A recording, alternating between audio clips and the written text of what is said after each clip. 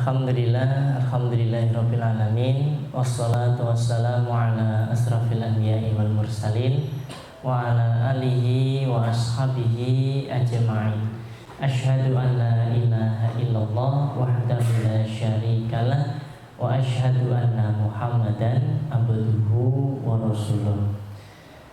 Jadi dirahmati Allah, di tahun 2023 ini insya Allah kita akan membahas tentang pendidik-pendidik yang amat sangat luar biasa, pendidik terbaik di tiap masa.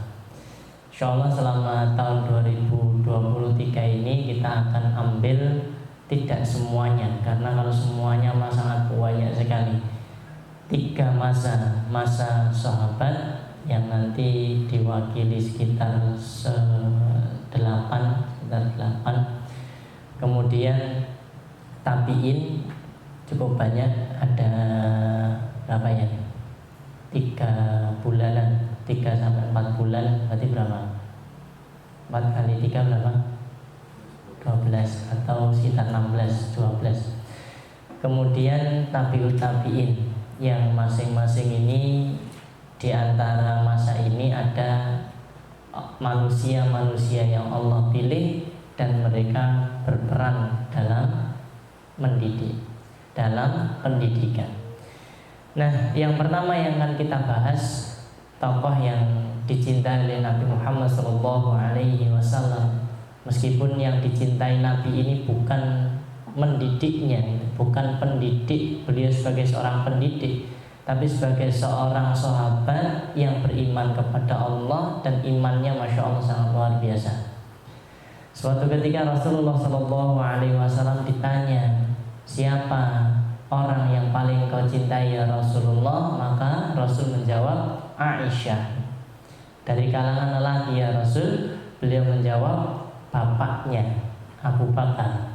Nah, sore hari ini kita akan membahas Abu Bakar, tetapi sekali lagi kita akan batasi pada pembahasan bagaimana peran Abu Bakar dalam pendidikan, gitu ya.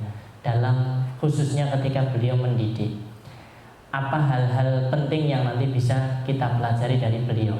Karena ketika kita belajar Abu Bakar, kita pasti akan menyaksikan keteladanan yang sangat luar biasa, sifatnya yang sangat luar biasa, kemuliaan imannya, kedermawanannya, kesetiaannya menemani Rasulullah SAW. Bahkan yang amat sangat nanti penting biasanya pembahasan dalam sirah atau tarikh itu perjalanan beliau tatkala menjadi khalifah Rasulullah SAW. Tatkala bersama Nabi, kesetiaannya luar biasa, pengorbanan terhadap Islam luar biasa. Tatkala Rasul wafat, akan sangat mencolok yang namanya Abu Bakar ini.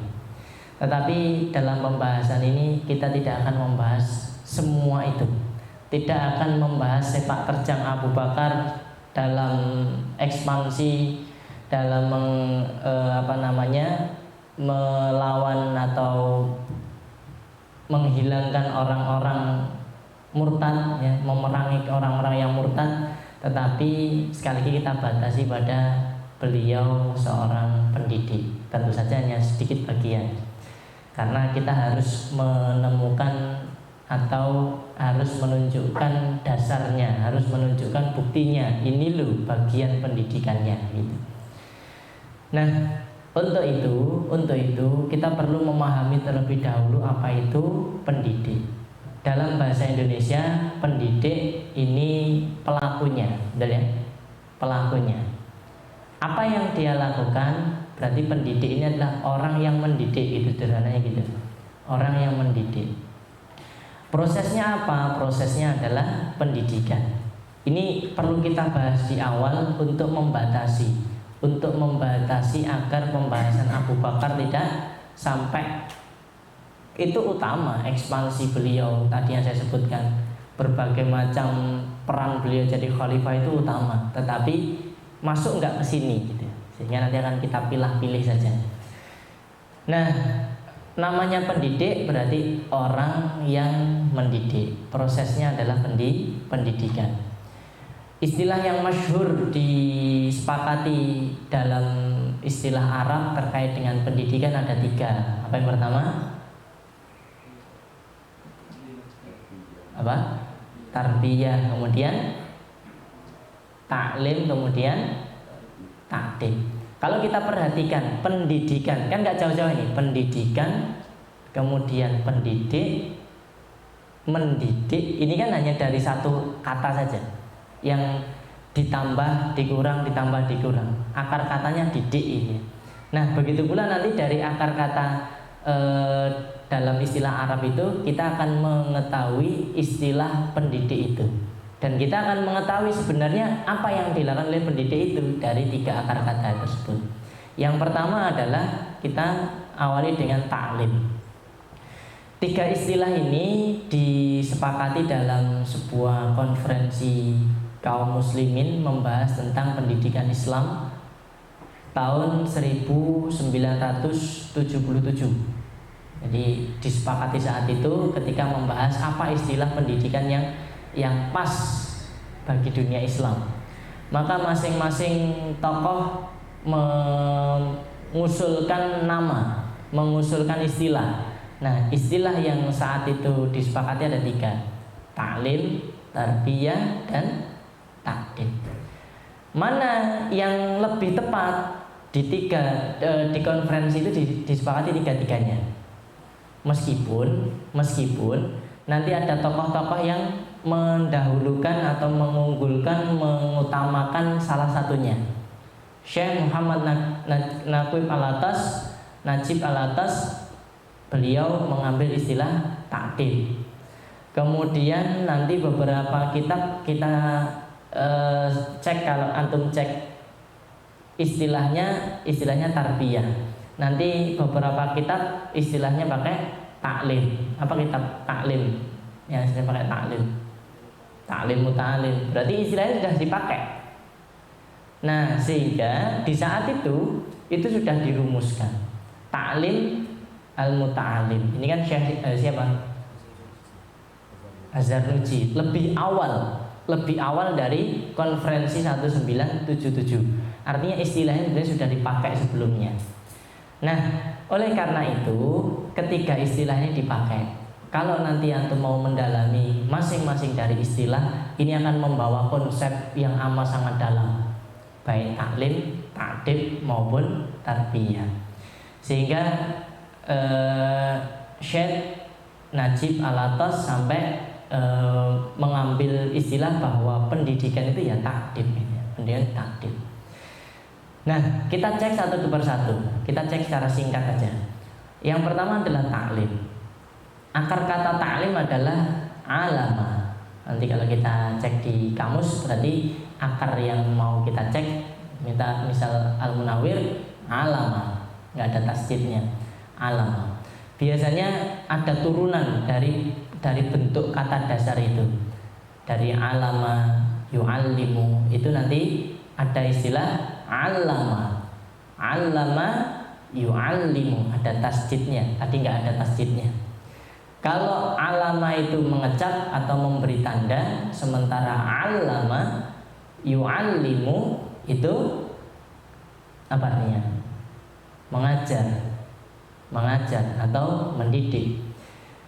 Lalu masdarnya adalah taklim. Jadi istilah taklim ini muncul dari allama yu'allimu. Allama yu'allimu ini kalau mau dicek di kamus nanti rujuknya pada alama yu'allimu. Nggak ada tasdidnya. Objeknya apa? Jelas, ilmu. Jadi objek yang diberikan adalah ilmu. Berarti proses taklim ini ya proses mengajarkan ilmu gitu. Proses mengajarkan ilmu. Jadi taklim ini proses mengajarkan ilmu. Pelakunya siapa? Kalau tadi mendidik itu pelakunya si pendidik, ini pelakunya siapa? Pelakunya disebut sebagai muallim ini. Yang menerima siapa? Yang menerima adalah muta'alim. Dari sini kita dapat istilah bahwa pendidik yang pertama adalah mu'allim. Kemudian yang kedua, istilah tarbiyah. Saya garis bawahi dulu. Untuk taklim berarti mengajarkan ilmu, gitu ya, mengajarkan ilmu. Dengan ilmu itu harapannya seseorang akan mendapat kemuliaan. Seseorang mengetahui mana yang hak, mana yang batil. Dengan ilmu itu seseorang hendaknya semakin takut atau memiliki khasyah kepada Allah Subhanahu wa taala. Jadi ilmu ini dampaknya sampai ke situ. Nah, si mu'alim ini tugasnya adalah menyampaikan ilmu, mentransfer ilmu itu. Nah, seperti kita ini proses taklim. Kemudian yang kedua adalah tarbiyah. Tarbiyah secara bahasa memiliki 3 arti. Pertama, roba yarbu, artinya tumbuh dan berkembang. Kemudian yang kedua, robiya yarba, yang artinya menjadi dewasa dan bertambah besar. Yang ketiga, robba yarubu, maknanya memperbaiki dan mengurus. Jadi tarbiyah ini akar katanya merujuk pada 3 ini. Dalam tafsir Al-Baidawi diartikan ar-rabbu secara bahasa artinya at-tarbiyah, yaitu menyampaikan sesuatu pada kesempurnaannya, sedikit demi sedikit, kemudian dijadikan sifat bagi Allah dalam konteks hiperbola. Hiperbola itu dilebih-lebihkan, ya. Sedangkan Ar-Raghib Al-Asfahani dalam Al-Mufradat mengatakan ar-rabbu secara bahasa adalah at-tarbiyah, yang yaitu membuat sesuatu sedikit demi sedikit hingga mencapai tingkatan sempurna. Ini disimpulkan oleh Dr. Nur Abdul Hafidz Suwaid bahwa kata tarbiyah itu maknanya melakukan sesuatu usaha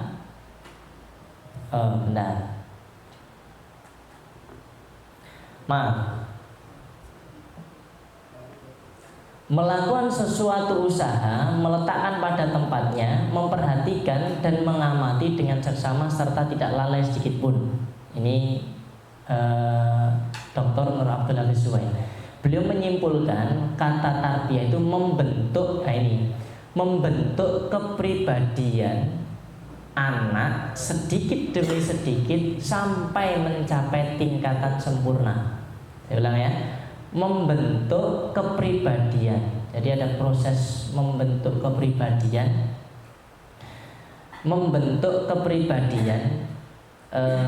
Tapi seingat saya ini terjemahnya dalam, nanti perlu dicek lagi. Dalam istilah Arabnya membentuk atau membangun.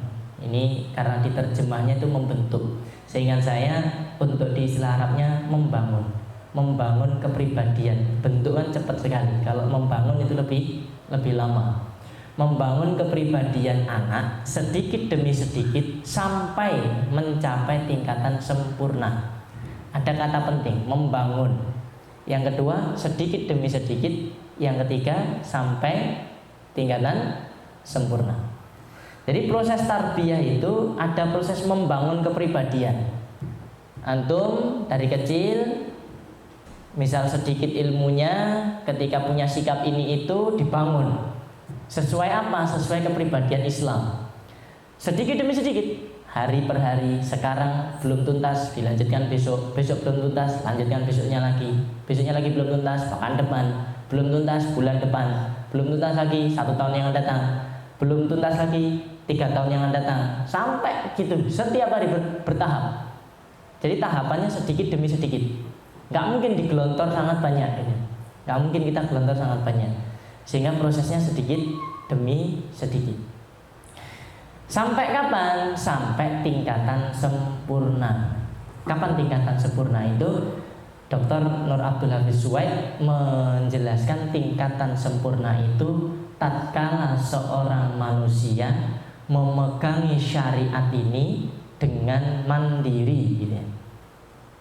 Jadi sampai mereka itu memegangi syariat dengan sendiri, tanpa dipaksa, tanpa diopiak-opiak, tanpa digitu.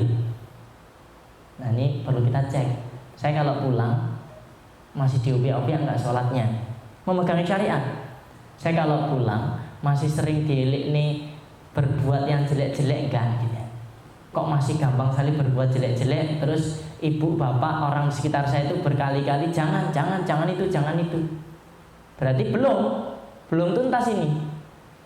Sehingga proses tarbiyah ini sampai pada tingkatan sempurna, sampai seorang pemuda, sampai seorang manusia itu memegangi syariat dengan mandiri, dengan dirinya sendiri.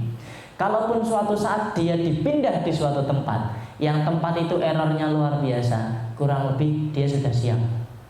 Ketika di sekitarnya itu tidak mendukung, dia tetap menjaga syariatnya Allah. Dia tetap teguh di jalannya Allah Subhanahu wa ta'ala. Kira-kira yang seperti ini prosesnya sebentar apa lama? Untuk menjadi kayak gini lama. Makanya Aswad menyebutnya sedikit demi sedikit. Sehingga proses yang kalian lakukan itu lama. Sampai betul-betul antum ini memegangi syariat ini tanpa dipaksa, tanpa disuruh. Sehingga kesadarannya kepada siapa? Ada Allah. Allah melihat, saya nanti akan kembali ke akhirat. Sudah, hatinya sudah yakin. Ngapain kamu harus bercapek-capek beramal soleh itu? Sama Allah, urusan saya sama Allah. Berarti yang seperti ini sudah pada tingkatan sempurna. Gitu ya. Jadi proses pendidikan bukan sebuah proses yang mudah.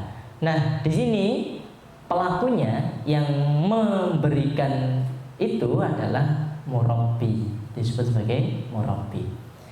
Kemudian yang ketiga adalah takdib. Takdib ini diambil dari adaba yu'addibu, masdarnya takdiban. Nanti perlu cek kembali akar katanya di Al-Munawwir, karena adaba ini sudah bentukan. Adaba ada tasjidnya. Adaba yu'addibu takdiban. Karena nggak mungkin 4 huruf kan, ketika ada tasjid ini ada yang double, ada huruf yang double, sehingga ini nanti perlu dicek apa akar katanya.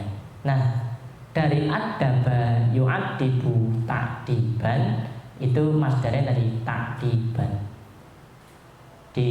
diartikan sebagai pendidikan.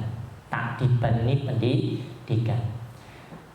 Isim fa'ilnya adalah mu'addib, pelakunya adalah mu'addib.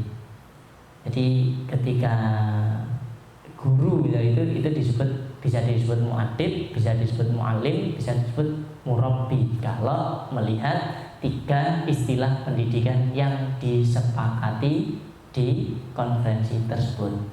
1977. Oke ya.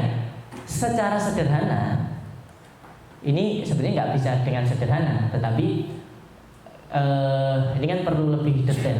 Tetapi untuk mendapat gambaran dari pembahasan istilah pendidik ini, kalau mau kita kumpulkan jadi satu, kalau kita mau nyebut namanya pendidik, siapa itu pendidik? Yang merujuk pada tadi, mu'allim, murabbi, mu'addib gitu.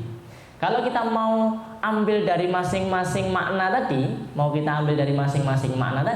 berarti pendidik itu orang yang menyampaikan ilmu atau mentransfer ilmu, kemudian orang yang menanamkan adab. Jadi sampai adabnya terbentuk dengan baik, yang awalnya error sampai adabnya baik, adabnya pada Allah baik, adabnya pada orang tua baik, adab bicaranya baik. Itu pendidik itu. Yang menanamkan itu pendidik. Yang ketiga, orang yang membentuk atau membangun kepribadian anak sedikit demi sedikit sampai mencapai tingkatan lengkap dan sempurna. Kita mengambil istilah bahasanya. Jadi tinggal orang yang mengajar ilmu, orang yang menanamkan takdib, orang yang menanamkan adab, orang yang membentuk kepribadian anak sedikit demi sedikit hingga tingkatan sempurna. Inilah pendidik. Sehingga untuk membahas tokoh yang satu ini, yang namanya Abu Bakar ini, nanti kita batasi pada kondisi ini, kita batasi pada istilah ini, sehingga kita tidak keluar kemana-mana. Paham kan? Paham ya? Nanti ada tulisannya, nanti bisa diulang-ulang. Silahkan nanti dibaca. Nah, sekarang ketika kita sudah membahas tentang apa itu pendidik, dan kita sudah mendapatkan 3 istilah, mu'allim, murabbi, mu'addib, itu dengan masing-masing. Jadi kalau kita disebut siapa pendidik, ya kalau dalam istilah Arab itu mu'allim, murabbi, mu'addib ini. Apa maksudnya? Apa maksudnya? Ya orang yang mentransfer ilmu, orang yang menyampaikan ilmu. Apa maksudnya lagi? Ya orang yang menanamkan adab, orang yang membangun adab anak-anak ini, muridnya. Kemudian apalagi maksudnya? Ya orang yang membentuk kepribadian anak sedikit demi sedikit hingga mencapai kesempurnaan. Gitu. Jadi targetnya adalah sempurna. Sempurna ini apa? Tadi memegangi syariat secara mandiri sendiri. Kalau pakai yang satunya, targetnya apa? Ya ilmu, dia berilmu. Dengan ilmu itu dia semakin takut sama Allah gitu.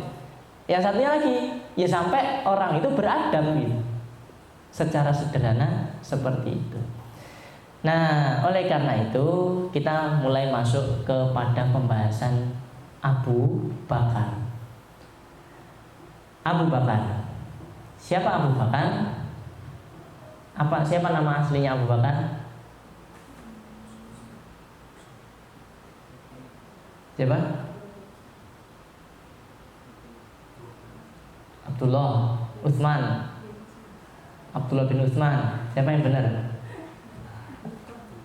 Abu Bakar, bapaknya dipanggil dengan Abu Quhafa. Itu juga kunyah lagi. Abu Bakar bin Abu Quhafa. Semua kunyah. Abu Quhafa ini adalah Utsman. Sementara anaknya Abu Quhafa itu adalah Abdullah, yang ketika kecil sebelum masuk Islam memiliki kunyah, lakop panggilan Atik, bukan Mbak Atik, Atik pakai qaf, Atik. Apa maknanya Atik ini? Nanti ada di sini kita sebut. Tapi kita sebutkan nasabnya dulu. Abdullah bin Utsman bin Amir bin Amr, gak usah tulis. Bin Amr bin Ka'ab bin Sa'ad bin Taim. Ini dari baninya Bani Taim. Bin Murrah bin Ka'ab bin Lu'ay bin Ghalib bin Fihr al-Quraisy at-Taimi. Beliau nasabnya bertemu dengan Nabi SAW pada kakeknya Murrah bin Ka'ab. Sebelum masuk Islam, Abu Bakar diberi gelar Atik pakai qaf. Ada yang berpendapat beliau dijuluki Atik karena tampan. Ada juga berpendapat karena cerah wajahnya. Kalau antum memiliki wajah cerah, Atik gitu. Ada juga yang mengatakan terdepan dalam kebaikan. Ada juga yang memaknai karena ibunya saat itu nggak hamil-hamil. Saat hamil, ibunya ini berdoa, ya Allah, jika anak ini engkau bebaskan dari maut, bebaskan ini istilah Arabnya atiqoka, gitu ya, engkau bebaskan, atiqo. Jadi engkau bebaskan dari maut, maka hadiahkanlah padaku, bagian dari doa ibunya. Makanya diberi laqab Atik. Mana yang benar? Wallahu a'lam. Banyak pendapat berkaitan dengan makna itu. Sementara setelah masuk Islam, beliau mendapat gelar As-Siddiq. As-Siddiq ini berkaitan dengan pembenaran beliau terhadap Rasulullah SAW yang tidak ada tandingannya. Khususnya saat itu ketika peristiwa Isra Mi'raj. Tetapi tidak akan kita bahas detail peristiwa itu. Ibunya adalah Ummu Al-Khair. Siapa nama ibunya? Ummu Al-Khair. Nama aslinya siapa? Kita ini sering dapat nama panggilannya tapi lupa nama aslinya. Namanya adalah Salma binti Sakhr bin Amir bin Ka'ab bin Sa'ad bin Taim. Jadi ayah ibunya dari Bani Taim. Maka beliau nanti menjadi pemimpin kabilah Taim. Beliau sangat dihormati.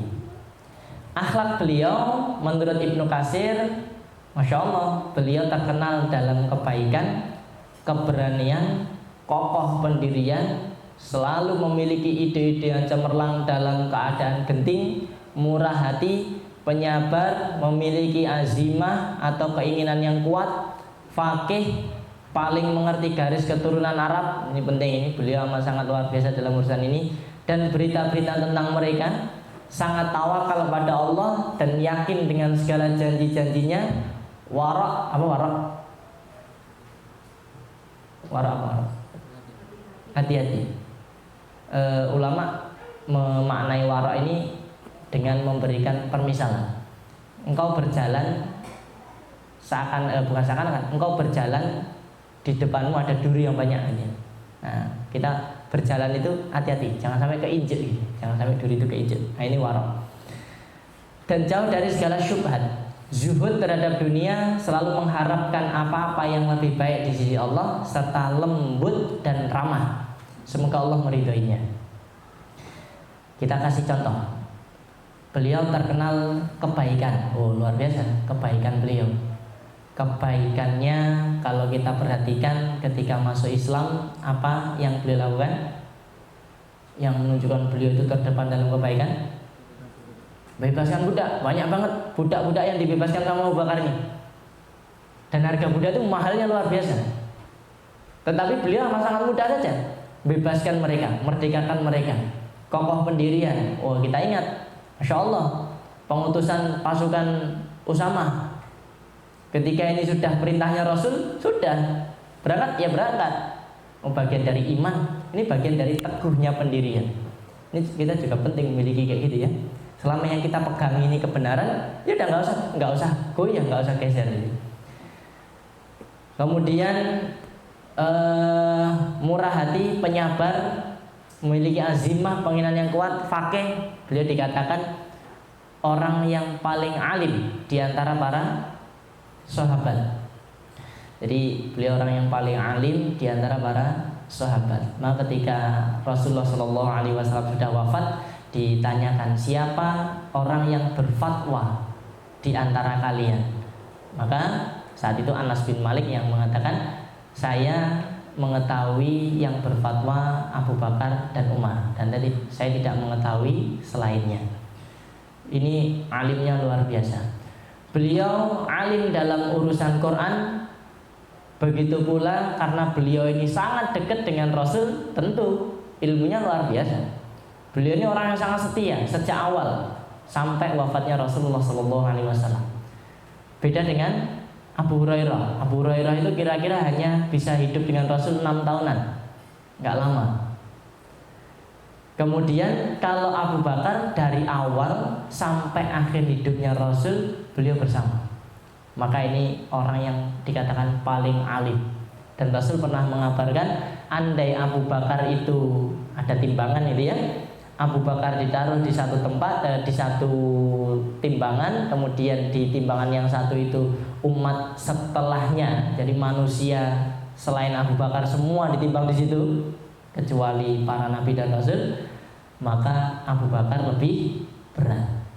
Satu orang banding semua manusia itu lebih berat Abu Bakar. Jadi ini nggak main-main. Padahal di ada Umar, gitu ya. Selainnya Abu Bakar kan ada Umar, ada Utsman, ada Ali, tapi Abu Bakar masih lebih berat timbangannya. Nah, berkaitan dengan akhlak-akhlak beliau ini, silahkan ada beberapa referensi untuk mengecek biografi beliau secara utuh. Satu dia adalah kitab karangan Imam As-Suyuti, Tarikh Khulafa. Kemudian ada kitab yang ditulis oleh, sebenarnya ini orang lain yang mengurutkan kitabnya Ibnu Katsir Al-Bidayah wa Nihayah sehingga menjadi satu panduan biografi yang utuh gitu ya. Yang ditulis sendiri hanya membahas 4 khalifah Rasulullah Shallallahu Alaihi Wasallam. Nanti juga bisa mengecek berkaitan dengan kisah Abu Bakar, Khalid Muhammad Khalid. Beliau juga menulis 4 khalifah Rasulullah Shallallahu Alaihi Wasallam. Kita juga bisa mendapati kisah-kisah Abu Bakar ketika kita membaca Sirah Nabawiyah. Kalau kita membaca Sirah Nabawiyah, kita pasti dapati Abu Bakar. Tapi yang khusus tadi ada Tarikh Khulafa Imam As-Suyuti, sehingga saya As-Shalabi juga membuat biografi utuh tentang Abu Bakar. Tidak akan saya jelaskan secara detail di sini. Nah, siapa guru-gurunya Abu Bakar? Nah, ini penting. Saya nyoba nyari siapa tahu guru-gurunya Abu Bakar selain Rasulullah Muhammad Sallallahu Alaihi Wasallam. Menarik, ada tulisan berseri di sebuah website. Ini saya belum dapati di kitab, tapi saya lihat referensinya. Beliau merujuk pada Tarikh Khulafa'nya Imam As-Suyuti, kemudian merujuk pada Khalid Muhammad Khalid. Itu menyebutkan 3 manusia suci yang didatangi oleh Abu Bakar tatkala belum masuk Islam. Jadi untuk membahas tentang guru-gurunya ini, kita awali dengan Abu Bakar ini ketika datang Islam, beliau orang pertama yang membenarkan kalangan lelaki. Perempuan Khadijah. Kenapa Khadijah dulu? Normal, karena Rasul hidup sama Khadijah, logikanya yang diajak pertama ya istrinya gitu. Kemudian laki-laki pertama di kalangan dewasa itu Abu Bakar As-Siddiq. Ketika beliau diajak, beliau langsung iya. Beliau langsung iya dan langsung membenarkan. Pembenarannya Masya Allah luar biasa, nggak main-main. Pembenarannya luar biasa. Ketika orang ragu, beliau yakin ini ya. Beliau yakin. Kalau kita mau berpikir kok bisa gitu gitu. Kok bisa gitu? Seakan-akan ada harapan Abu Bakar untuk menemui seorang yang bisa menuntunnya pada kebaikan, pada kebenaran. Sehingga ketika Muhammad SAW yang sudah menjadi sahabatnya dan sudah dijuluki sebagai Al-Amin, kok mengatakan seperti itu? Oh, ini benar, nggak mungkin ngapusi. Mudah hatinya membenarkan. Karena dikatakan sejak sebelum Islam datang, Abu Bakar ini orang yang terjaga, orang yang sudah merindukan kebenaran, orang yang selalu bertanya bagaimana mengikuti jalan kebenaran, bagaimana mengikuti jalan kebenaran yang diridhai oleh Allah Subhanahu wa Ta'ala. Hanya saja di saat itu kondisi Arab jahiliyah kabur, kondisinya campur aduk. Agama Ibrahim sudah campur aduk. Nah, Abu Bakar sejak sebelum masuk Islam hatinya sudah mengikuti kebenaran. Hanya saja beliau menyembunyikan, tidak menyampaikan, tidak mencela kaumnya, tidak mengolok-olok perbuatan kaumnya, karena belum ada dasar. Belum ada dasar. Apa yang mau saya jadikan pijakan ini gitu? Apa yang mau saya sampaikan ke kaum saya gitu? Meskipun beliau nggak cocok dengan penyembahan berhala itu.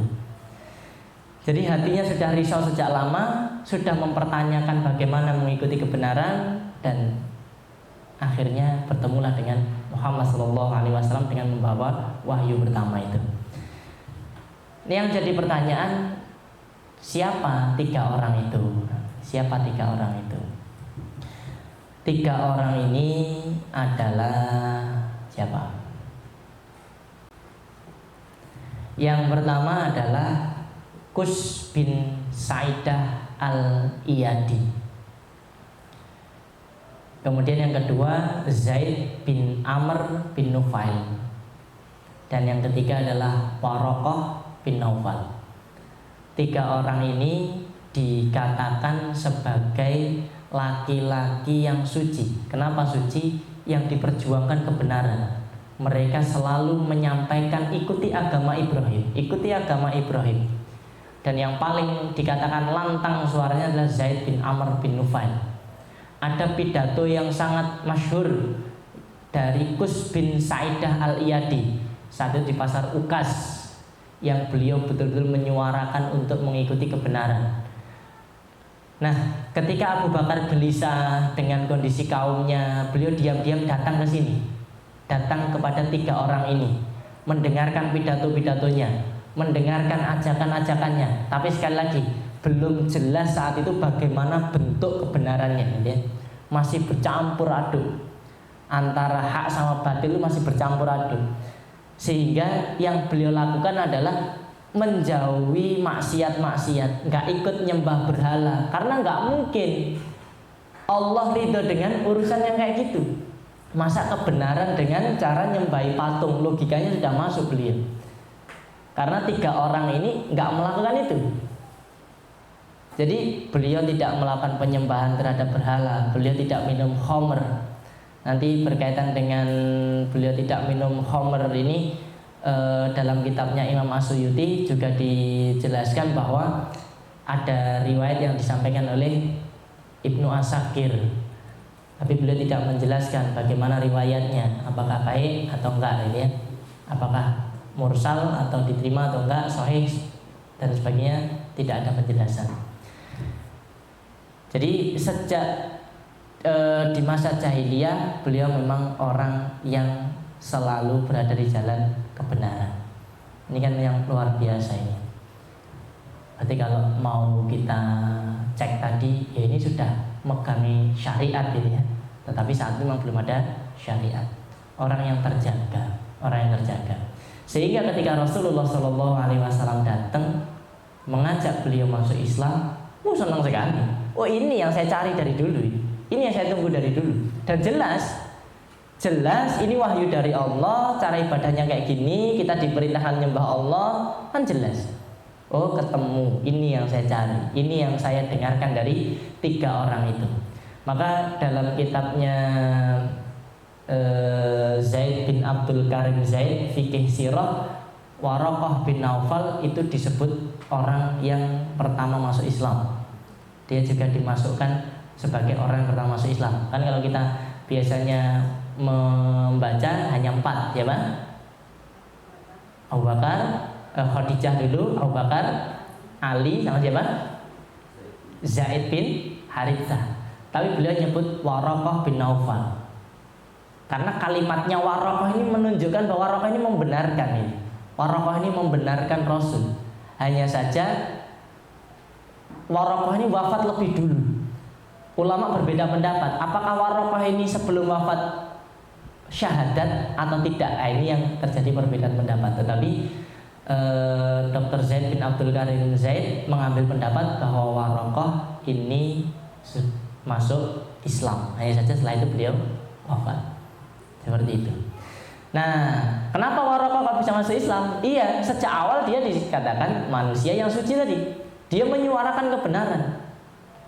Dan ada orang-orang yang tetap mengikuti beliau. Selain Abu Bakar, nanti juga ada Utsman bin Affan. Utsman bin Affan juga termasuk orang yang sangat terjaga. Beliau nggak ikut penyembahan berhala, nggak ikut minum khamr, nggak ikut perjudian dan kondisi-kondisi seperti itu. Beda dengan Omar. Omar ya nyembah berhala dan sebagainya ketika jahiliyah. Oke ya. Jadi ada 3 nama. Ini bisa menjadi guru beliau. Guru yang mengantarkan beliau pada kondisi ingat kebenaran, pengen cari kebenaran, merindukan kebenaran. Ada Kus bin Saidah, ada Zaid bin Amr bin Nufail, ada Waraqah bin Naufal. Yang mungkin sering kita dengar adalah Waraqah bin Naufal. Baik, sekarang tadi ini kita sudah bicara tentang nasabnya, kemudian akhlak beliau, lalu guru-guru yang berpengaruh pada beliau selain Rasulullah Muhammad SAW. Kemudian mana urusan mendidiknya Abu Bakar ini. Katanya Abu Bakar ini disebut pendidik di situ. Yang bagian mana? Sejauh yang saya cari, nanti silakan antum juga melakukan riset lebih mendalam. Saya mendapatkan 3 kondisi atau 3 hal yang menunjukkan bahwa Abu Bakar ya Ini proses pendidikan yang dilakukan oleh Abu Bakar gitu. Yang pertama adalah ketika Abu Bakar As-Siddiq ini masuk Islam, beliau orang pertama, ini penting ini, orang pertama yang bersegera untuk menyampaikan Islam. Jadi orang pertama yang segera menyampaikan Islam, dengan itu beliau ngajak mereka masuk Islam. Bukan Khadijah, bukan Ali, bukan Zaid, tetapi Abu Bakar. Maka tokoh-tokoh penting Quraisy saat itu, ada Utsman bin Affan, ada Zubair bin Awam, ada Abdurrahman bin Auf, ada Sa'ad bin Abi Waqqas, ada Thalhah bin Ubaidillah. Kelimanya ini masuk Islam perantara Abu Bakar. Nanti ada Abu Ubaidah bin Al-Jarrah, ada Utsman bin Mas'un. Ini berikutnya setelah 5 ini. Apa yang bisa kita ambil pelajaran dari pembahasan yang ini, Abu Bakar ngajak-ngajak ini? Ini dalam fikih sirah disebut sebagai dakwah fardiyah ini. Dakwah fardiyah. Fardiyah ini berarti apa? Lawan katanya dakwah ammah. Ammah apa ammah? Umum. Kalau fardiyah, ya seperti khusus atau personal, gitu ya. Seperti khusus atau kepada orang per orang. Jadi bukan model kayak gini, Tetapi saya datangi Mas Anies, sampaikan. Dan ini yang terjadi di situ. Dr. Ali Abdul Halim Mahmud dalam bukunya Dakwah Fardiyah menyebutkan bahwa dakwah fardiyah ini sangat dekat sekali dengan tarbiyah. Karena di dalam proses dakwah fardiyah ini banyak sekali proses-proses tarbiyah yang dilakukan. Sementara itu dilakukan oleh Abu Bakar As-Siddiq. Nggak mungkin orang kok menerima Islam, membenarkan Islam tanpa ada dialog, gitu. Tanpa disampaikan apa ini Islam, siapa yang bawa, Muhammad, gitu ya. Nggak mungkin tanpa ada dialog itu. Sehingga sampai orang-orang ini, oh iya, saya harus masuk Islam. Kan berarti orang ini siap memegangi syariat. Setelahnya dibimbing oleh Rasulullah Sallallahu Alaihi Wasallam. Tapi orang-orang yang dekat dengan Abu Bakar saat itu langsung diajak. Dilakukanlah proses tarbiyah tadi, disampaikanlah ilmu kepada mereka, hanya secara personal, sampai mereka tergetar hatinya mau untuk mengambil jalan yang disampaikan oleh Abu Bakar. Nah, menarik, Dr. Zaid bin Abdul Karim Zaid menyebutkan bahwa dialah manusia pertama yang mengajak ke jalan dakwah dari umat Muhammad. Hal ini menunjukkan bahwa satu jiwa bisa berbuat banyak. Itulah yang disebut dengan dakwah fardiyah. Syekh Ali bin Abdul Halim Mahmud menjelaskan bahwa dakwah fardiyah lebih dekat kepada tarbiyah, dan proses tarbiyah sangatlah dominan. Hal ini karena tarbiyah bertumpu pada pengikatan, pemeliharaan, dan hubungan secara terus-menerus antara kedua belah pihak, yang ngajak maupun yang diajak. Jadi prosesnya nggak berhenti sampai mereka memegangi syariat. Dan di sini kita batasi memegangi syariatnya sampai pada mereka ini bersyahadat masuk Islam, siap berguru pada Rasulullah SAW. Nah, bahkan melakukan proses itu. Padahal setelah ini beliau masih melakukannya lagi. Berarti hal ini luar biasa. Kepiawaian beliau dalam masalah ini luar biasa. Mendatangi satu persatu orang, kemudian mengajaknya sampai memegangi kebenaran, itu luar biasa.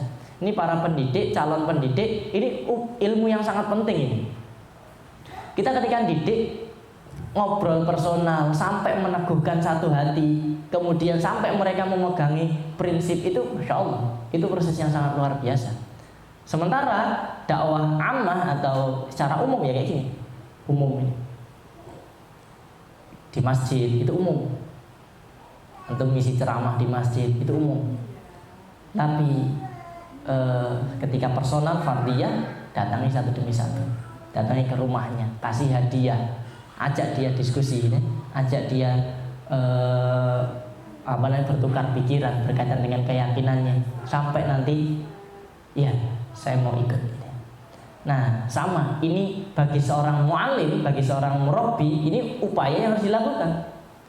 Apalagi seperti kita ini pondok pesantren, sangat sekali bisa dilakukan. Bahkan nggak pondok pesantren pun ini bisa dilakukan.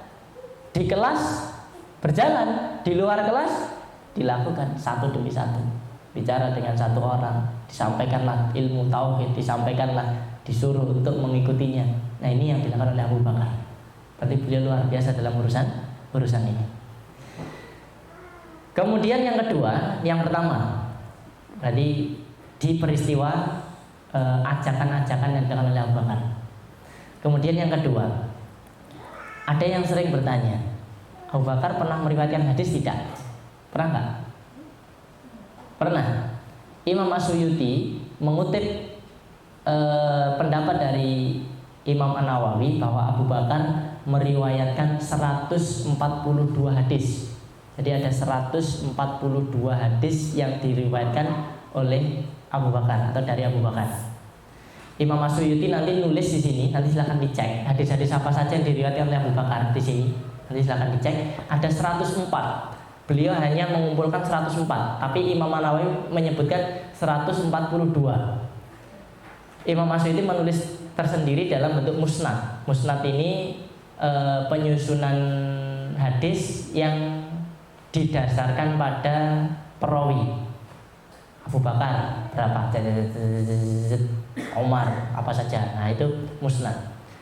Nah dari sini kita merujuk pada istilah mu'alim tadi. Apa mu'alim tadi? Apa mu'alim tadi? Bukan mengajar. Mu'alim apa? Mu'alim. Taklim, mu'alim beda. Mu'alim berarti orang yang mentransfer ilmu, orang yang menyampaikan ilmu. Kalau sampai ada riwayat yang didapatkan dari Abu Bakar, maka otomatis proses ini ada. Ya, proses ini ada. Sampai orang itu menghafalnya. Kalau nggak hafal, nggak mungkin nggak ada riwayat dari Abu Bakar. Atau nggak menghafal, menulisnya. Sehingga ada orang-orang yang memang mendapatkan ilmu dari Abu Bakar, khususnya berkaitan dengan hadis. Ada berapa tadi? Kata Imam Nawawi 142. Dan Abu Bakar amat sangat mahir dalam urusan ilmu. Tadi kita dah bahas ya. Nah, kenapa kok hanya 142? Kalau disebut hadis, biasanya orang baru pada mencari itu ketika Rasulullah sudah wafat. Sementara Abu Bakar wafatnya hanya berselang 2,5 tahun. Hidup beliau nggak lama. Dan di saat itu beliau disibukkan dengan upaya-upaya melawan kaum murtad. Sehingga untuk mengajarkan apa yang didapatkan sama Rasul saat itu tidak sempat. Tidak sempat juga para tabi'in datang ke situ berguru kepada beliau dengan waktu yang sangat panjang. Sehingga ini yang menjadikan sebab riwayat hadis dari Abu Bakar sangat sedikit. Bukan berarti Abu Bakar berarti bodoh, enggak. Abu Bakar berarti nggak berilmu, nggak mungkin. Mau ketemu Rasul dari awal sampai akhir kok nggak berilmu, nggak mungkin. Di kondisi manusia saat itu nggak mungkin. Mungkin kalau kita bisa aja ketemu Rasul kok berpuluh-puluh tahun kok rano sini, ya bisa jadi, ya bisa jadi. Tapi ini Abu Bakar, ya. Abu Bakar orang yang sudah dikatakan kalau ini ditaruh di satu timbangan, sementara manusia lain di situ dia paling unggul, nggak mungkin itu nggak punya ilmu. Nah, oleh karena itu sebab-sebab tadi kerepotan beliau menghadapi kaum murtad itu yang menjadikan beliau sedikit meriwayatkan hadis. Dan di sini berarti ada proses ta'lim. Ada proses ta'lim, disampaikan ilmu. Nanti silahkan dicek hadis apa saja yang disampaikan oleh Abu Bakar. Karena berkaitan hukum beliau ada, berkaitan dengan toharoh beliau ada di situ. Berarti kan ilmu itu disampaikan. Nah, yang ketiga, yang terakhir. Sebelum itu, orang-orang yang meriwayatkan hadis dari Abu Bakar. Imam Suyuti ternyata juga mengumpulkan orang-orang yang meriwayatkan hadis dari Abu Bakar. Ini berarti bisa dikatakan muridnya. Ada Umar bin Khattab, ada Utsman. Kalau saya ditulis, ini ada banyak. Nanti di sini bisa disalin. Umar bin Khattab, ada Utsman bin Affan, ada Ali, ada Abdurrahman bin Auf, ada Ibnu Mas'ud, ada Hudzaifah. Hudzaifah ini saya curiga Hudzaifah bin Al-Yaman.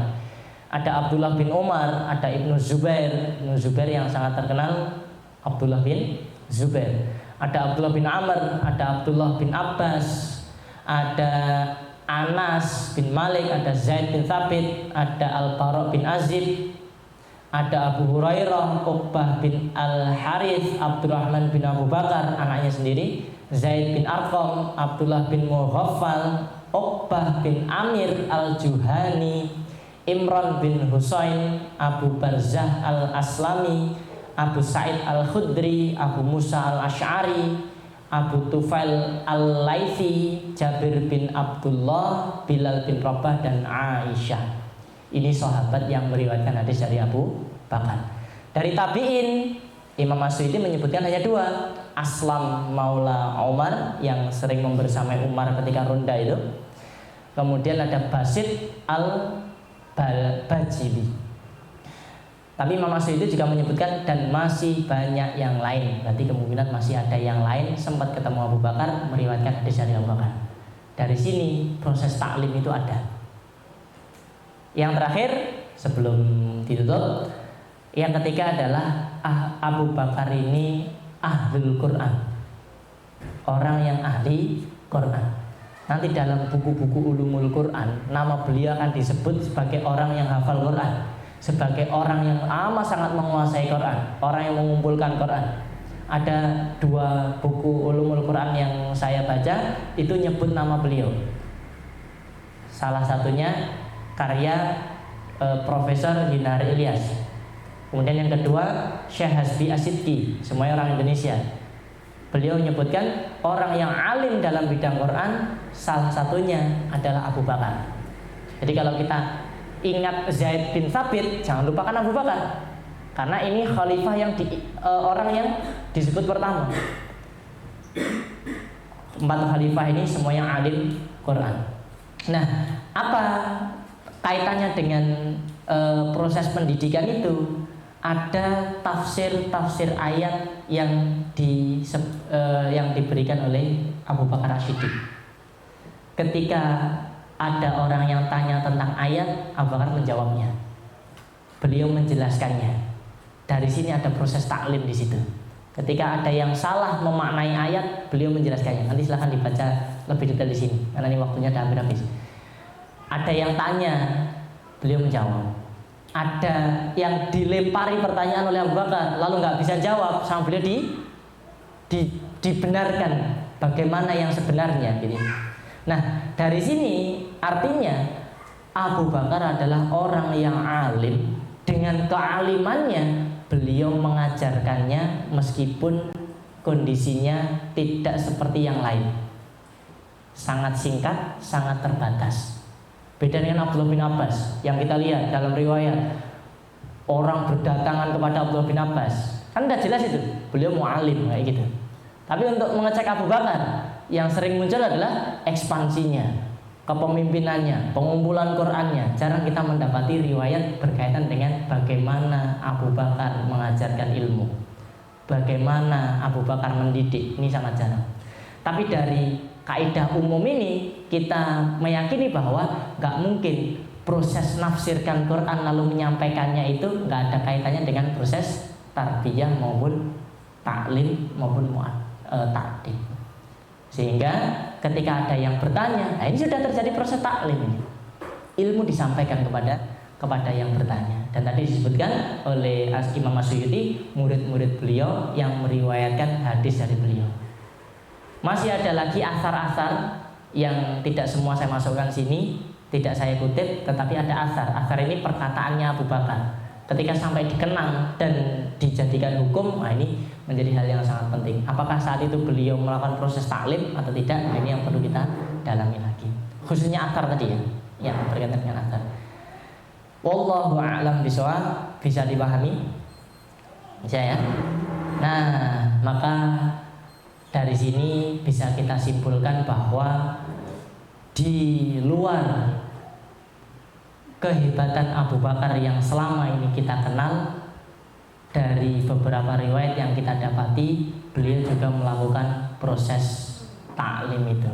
Beliau melakukan proses menjadi seorang mu'allim, murabbi, mu'addib. Meskipun tidak secara detail dan tidak banyak yang bisa kita dapatkan datanya berkaitan itu. Wallahu a'lam bishawab. Nanti ada tulisan pendek yang bisa antum baca, karena tidak semua yang saya sampaikan tadi ada di tulisan ini. Wallahu a'lam bishawab. Saya cukupkan. Ada pertanyaan tidak?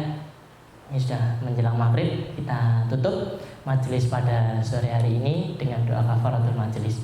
Subhanakallahumma wa bihamdika asyhadu an la ilaha illa anta astaghfiruka wa atubu ilaik.